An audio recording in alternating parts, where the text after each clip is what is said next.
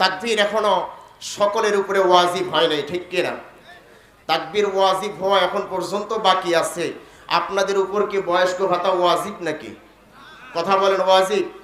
যদি বয়স্ক ভাতা ওয়াজিব না হয় তাহলে মুখে আল্লাহু আকবারের ধ্বনি আনার দরকার আছে না নাই? আল্লাহু আকবারের ধ্বনি তো তার অ্যালার্জি।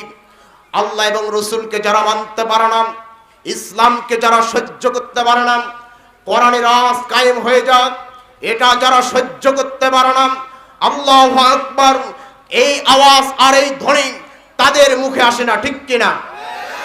আমরা ইমানের জন্য জীবন দিতে জানি, আমরা কোরআনের জন্য জীবন দিতে পারি, রাসূলুল্লাহ সাল্লাল্লাহু আলাইহি সাল্লামের ইজ্জত রক্ষার জন্য আমরা বুকের তাজা রক্ত ঢেলে দিতে জানি, কিন্তু আমরা মুসলমান ঘরে বসে থাকতে পারি না, ঠিক কিনা? এজন্য আল্লাহু আকবারের আওয়াজ